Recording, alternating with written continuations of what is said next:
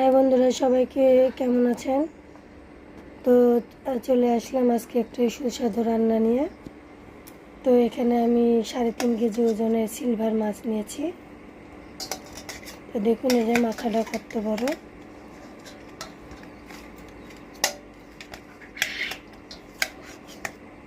তো ছলনিতে মাথাটা তোলা যাচ্ছে না। তো এখানে আমি হলুদ লবণ একসাথে দিয়ে দিয়েছি, দিয়ে এগুলো ভালো করে মেখে নেব। মেখে এগুলো মাছ লাল লাল করে ভেজে নেব। আর আমি মাছগুলো আজকে রান্না করব চাল কুমড়ো দিয়ে, তো সেটা আপনাদেরকে দেখাচ্ছি। তো দেখুন, এই যে এটা চাল কুমড়ো, দেখুন কত বড় চাল কুমড়ো। এটা বড় হলেও অনেকখানি জালি।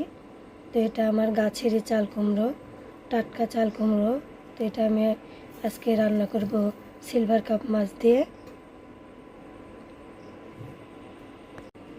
তো দেখুন, কুমড়োগুলো আমি ঠিক এভাবে কেটে নিয়েছি। আপনারা যে যেমনভাবে পারবেন কেটে নেবেন, তবে আমার কাছে এভাবে কাটলে বেশি ভালো লাগে মাছ দিয়ে রান্না করলে।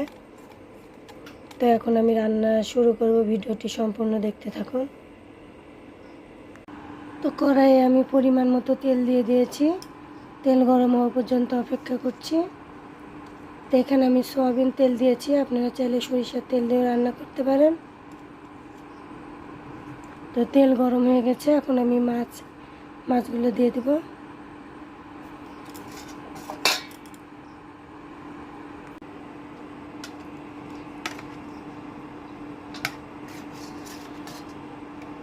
তো আমি প্রথমে মাথা ভেজে নিব।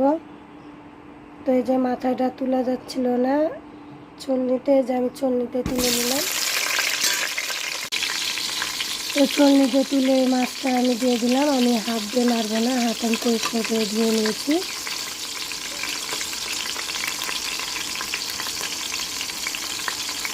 তো আমি প্রথমে মাথাটা ভেজে নেব, কারণ এটা অনেক বড় মাছ, এই জন্য একসাথে মাছ আরেকটা দিলে মাছ ভালো করে ভাজা হবে না, ভেঙে যাবে। তো বড় মাথাটা আমি আগে ভেজে নেব।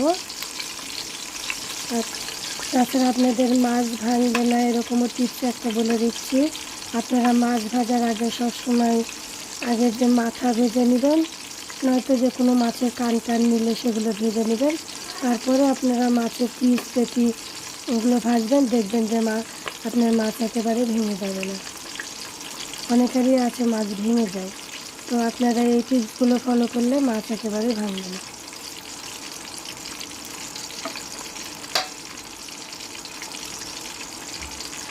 আর ইন্ডাকশন চুলায় মাছ ভাজলে মাছ ঢেকে ভাজবেন, তাহলে মাছটা ভালোভাবে ছুলনি দিয়ে তুললে উঠবে, নয়তো অনেক সময় ভেঙেও যেতে পারে। এটা অনেকেই জানে না। তো মাছ আমি এক পিসটা উল্টে দিয়েছি, আমি অপর পিসটা আবার ভেজে নিচ্ছি। তো দেখুন, 2 পিসটাই আমার লাল লাল করে ভাজা হয়ে গেছে।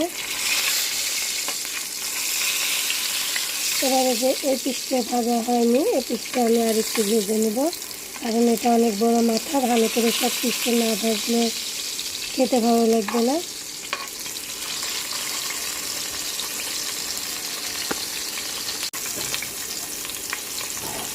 তো মাছের মাথাটা সম্পূর্ণ আমার এদিক ওদিক সব দিকেই ভাজা হয়ে গেছে। দেখুন, এপারে লাল হয়েছে, এপারে লাল হয়েছে, সব পিসে মাথাটা সুন্দর লাল হয়ে ভাজা হয়ে গেছে। এখন আমি মাথা নামিয়ে নেব।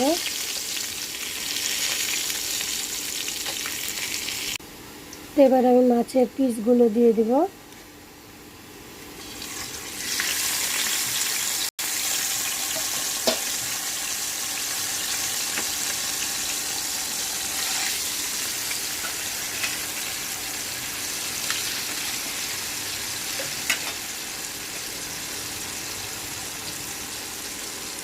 তো মাছ ভাজার টিপসগুলো আপনারা সম্পূর্ণ যদি ভালো করে ফলো করেন, দেখবেন একটি মাছও ভেঙে যাবে না।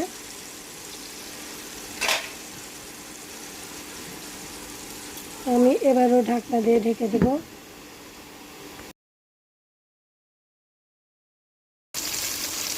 তো মাছ অপর পিসটা ভাজা হয়ে গেছে, এখন আমি মাছ উল্টে দেবো।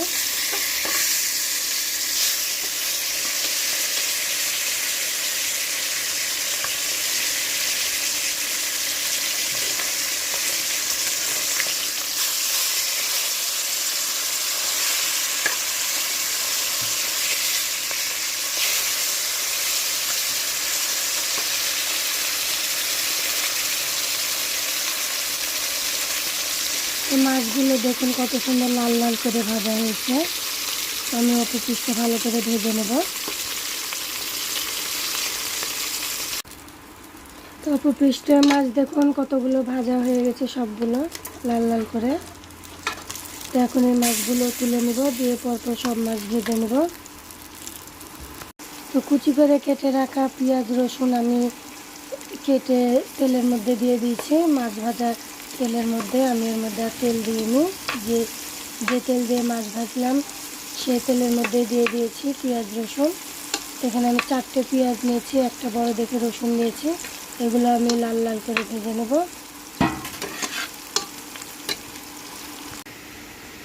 তো পেঁয়াজ লাল লাল করে ভাজা হয়ে গেছে, এখন আমি চাল কুমড়াগুলো দিয়ে দেবো।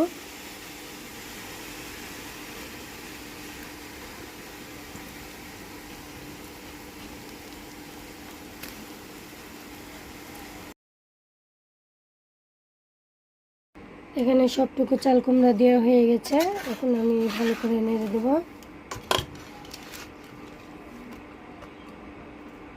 তে চাল কুমড়া তরকারিতে যা যা উপকরণ লাগে এখন আমি সবগুলো দিয়ে দেব। তো এখানে আমি 1 চামচ লবণ আগে দিয়ে দিয়েছি, আমি আরও 1 চামচ লবণ দিয়ে দিলাম। আপনারা যে যেমন খাবেন স্বাদ মতো লবণ দিয়ে দেবেন।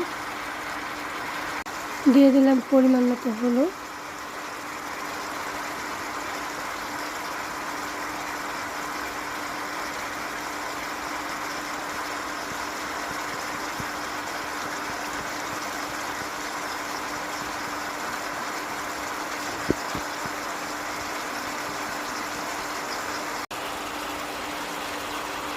এবার আমি মরিচের গুঁড়া দিয়ে দেব, পরিমাণ মতো মরিচের গুঁড়া দিয়ে দিলাম। যে যেমন ঝাল খাবেন বুঝে শুনে দিবেন। তো আমি আরও অল্প একটু মরিচের গুঁড়া দিয়ে দিলাম। এবার সম্পূর্ণ ভালো করে নেড়ে দেবো, দিয়ে তরকারিগুলো কষিয়ে নেব। তো এর মধ্যে আমি কয়টা দারচিনি দিয়ে দিলাম, আপনারা এটা না দিলেও পারেন, এটা স্কিপ করতে পারেন। আমার কাছে দারচিনিগুলো খেতে ভালো লাগে, এই জন্য আমি দিয়েছি। এবার আমি এগুলো সবগুলো ভালো করে নেড়ে দেবো, এবার তরকারিগুলো কষিয়ে নেব। পরিমাণ মতো এখানে আদা জিরা বাটা দিয়ে দেবো।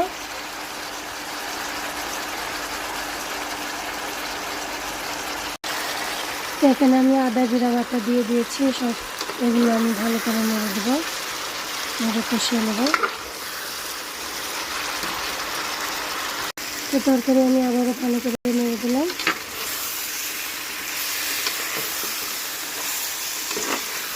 তো তরকারি কষানো হয়ে গেছে, এখন আমি তরকারিতে পরিমাণ মতো জল দিয়ে দেবো। তো কড়াইয়ে আমি জল দিয়ে দিয়েছিলাম, দিয়ে জল ফুটিয়ে নিয়েছি। ফুটিয়ে নেওয়ার পরে আমি মাছগুলো দিয়ে দিয়েছি। তো এগুলো আমি হালকা করে ভালো করে নেড়ে দেবো, নেড়ে ঢাকনা দিয়ে ঢেকে দেবো। তো মাছের তরকারি রান্না করা হয়ে গেছে, আমি নামিয়ে নিয়েছি। তো এরকম নতুন নতুন রেসিপি পেতে চ্যানেলটি সাবস্ক্রাইব করুন, পাশে থাকা বেল আইকনটি ক্লিক করে দেবেন।